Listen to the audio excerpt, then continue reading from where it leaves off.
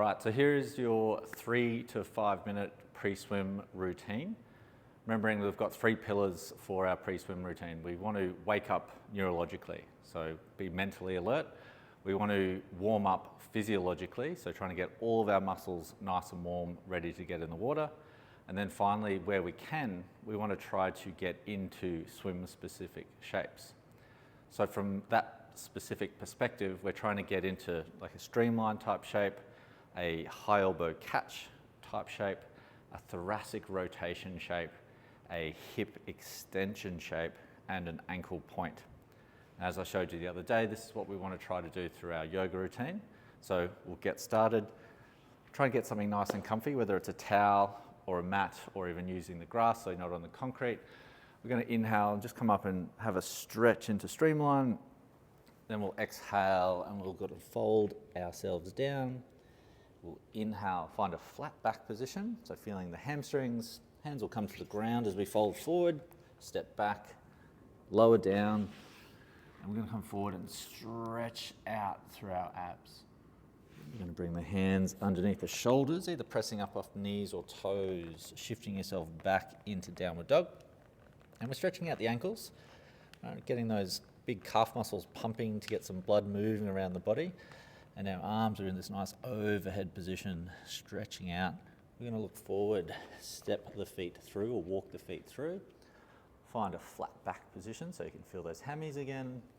And then exhale forward. We're going to inhale straight back up into streamline. We'll have a little side bend to the left, a little side bend to the right, and then we're going to dive straight back down. So soften the knees, relax the back. We'll take the feet back and step back.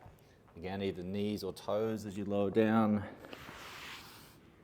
Stretch up through the abs again. And then we'll bring the hands back. We're going to shift off the knees, shift ourselves all the way back onto our ankles. And again, if this feels okay, you can stretch back further, or you can lift the hips to stretch the hips. But just see if you can comfortably open up the ankles and open up the hips. If it doesn't feel right, don't do it. Otherwise, we're going to come forward. We're going to take a big step forward with the right foot and just wake up the hips. So we're shifting the hips forward and back. The knee's going to glide forward and back. We're just going to do that 3 times. Forward and back. Now we're going to heel toe our foot out to the side so we can get our forearm working down towards the floor, getting a bit of trunk rotation. We're going to twist and look up towards the ceiling, and we'll do that 3 times as well. You don't have to reach the floor. It's just trying to get into the best version of those shapes that you can. Awesome. We'll swap over. We'll take the left foot forward, rock the knee forward, shift the hips back. Good. Trying to stay as relaxed as you can as you do these movements and just warm into it. You don't have to get to perfect positions on day 1. We'll walk the foot out to the side, see if this forearm will drop down towards the floor. Twist and open and back down. Twist and open. Again, getting this trunk rotation working for us as we're getting hip extension at the same time. I'm going to press back into my downward dog position. And again, just pressing the heels down one at a time, getting those calf muscles working. I'm going to look forward, step the feet through, find a flat back position, exhale forward, and then come up and just reassess. How does my streamline feel? How does my body feel? And neurologically, like, do I feel a little bit more awake? Again, 3 to 5 minutes, we're ticking a few of those boxes and then hopefully allowing you to get into the water in better shape. For those of you that are keen to do something a little bit more advanced and you've got a little bit more time, I'll take you through that next one now. So if we come back to the front of the mat, this time a little bit more advanced, we're going to take a big step back. We're going to go hands on hips. We're going to drop the knee just so it's touching the ground. Really not dropping the knee and smashing your kneecap, but just really nice and gentle. Touch down. We're doing 3 of those. Then we're going to fold forward this time, heel toe that foot out to the side, And this time we're dropping the forearm down in this deeper position. We're twisting, and just like we do in a freestyle stroke, we're going to reach and recover nice and forward, drop that forearm down, turn our chest like we're breathing, reaching and recovering, dropping that forearm down, turn the chest, reach and recover. Just 3 of those. Press back into downward dog. We're going to take a big step forward with the other leg.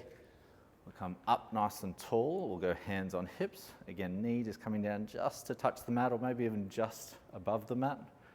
Lower down and back up. Again, just 3 of these. If you've got more time, you can do more. Conscious to keep it nice and concise for you. Forearm working down, twist, reach, down, twist, reach, down, twist, reach, down. Nice. Back into downward dog. Now, a favourite for a lot of swimmers is some cross connection work. So here's an extra challenge for you. We're going to take our right knee and bring it towards our left elbow, either back to that start position, or if you're feeling a bit more adventurous, as you go back, you can extend that leg back and twist and open,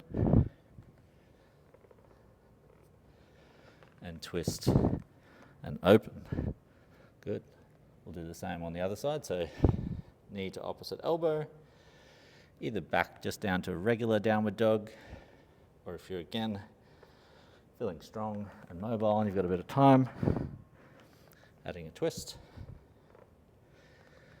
And again, the body's definitely warming up now. We're feeling nice and activated. Body's in all those nice positions. We're either walking, stepping, hopping the feet through, finding flat back. Exhale forward. And inhale. Good time to check in with that streamline. And again, well and truly now, the heart rate's up. The whole body's been put through those swim-specific shapes. We've done something a bit novel, a bit challenging for our system, so my brain is activated as well. I'm huffing and puffing. But that's where we want to be before we get in the water. We want to have a little bit of a huff and puff, maybe a little bit of a sweat, and then get in the water and swim fast. All the best. Thanks, guys.